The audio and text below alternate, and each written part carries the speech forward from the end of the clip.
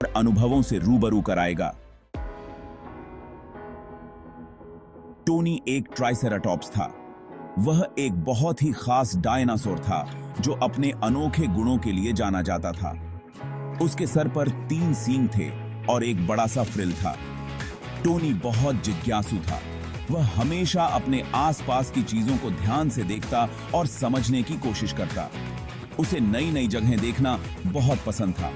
चाहे वह घने जंगल हों या खुले मैदान, टोनी हर जगह को बड़े ध्यान से देखता। उसे नए दोस्त बनाना भी बहुत अच्छा लगता था। वह हमेशा नए डायनासोर से मिलकर खुश होता और उनके साथ खेलता। टोनी के लिए हर दिन एक नया रोमांच होता था। हर दिन कुछ नया सीखने और अनुभव करने का मौका होता। टोनी अपने परिवार के साथ रहता था। उसका परिवार बहुत बड़ा और प्यार भरा था। उसके मम्मी पापा थे और बहुत सारे भाई बहन भी थे। वे सब एक दूसरे का ख्याल रखते थे। वो सब एक झुंड में साथ रहते थे। झुंड में रहना उन्हें सुरक्षित और खुश रखता था। टोनी को अपने परिवार से बहुत प्यार था। वह हमेशा उनके साथ समय बिताना पसंद करता था, लेकिन वो दुनिया भी देखना चाहता था। उसे लगता था कि बाहर की दुनिया में बहुत कुछ नया और रोमांचक है। वो जानता था कि दुनिया में और भी बहुत कुछ है जो उसे देखना है। टोनी का सपना था कि वह एक दिन पूरी दुनिया घूमे और हर जगह की खूबसूरती को देखे। एक सुबह टोनी और उसके दोस्तों ने जंगल घूमने का फैसला किया। वे सभी बहुत उत्साहित थे और अपने बैग में जरूरी सामान लेकर निकल पड़े।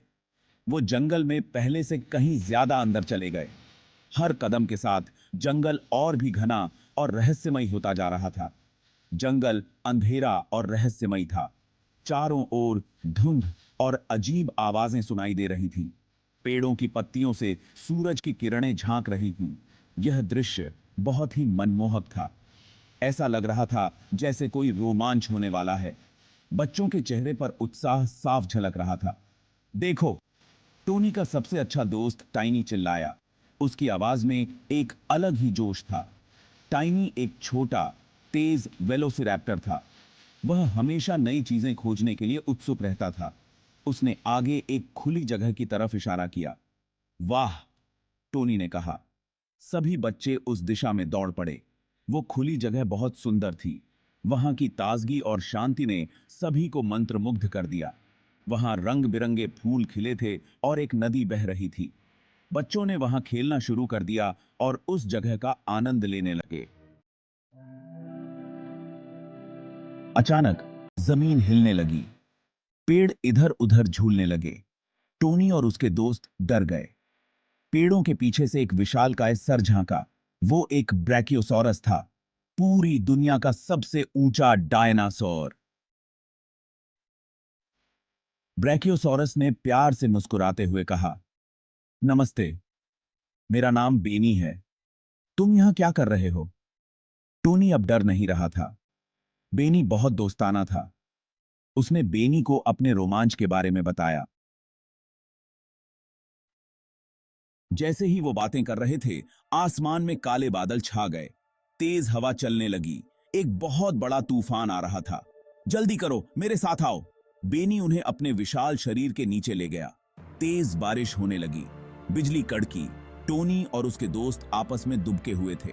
बेनी ने उन्हें सुरक्षित और सूखा रखा। वो एक विशाल छतरी की तरह था।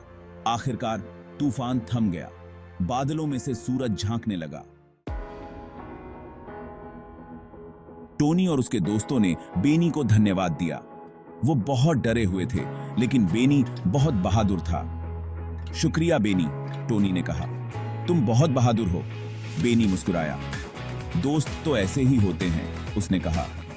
टोनी ने उस दिन एक बहुत बड़ी सीख ली। उसने सीखा कि बहादुर होने का मतलब बड़ा या ताकतवर होना नहीं होता। बहादुर वो होता है जो अपने दोस्तों की मदद करता है, खासकर तब जब उन्हें उसकी सबसे ज्यादा जरूरत होती है।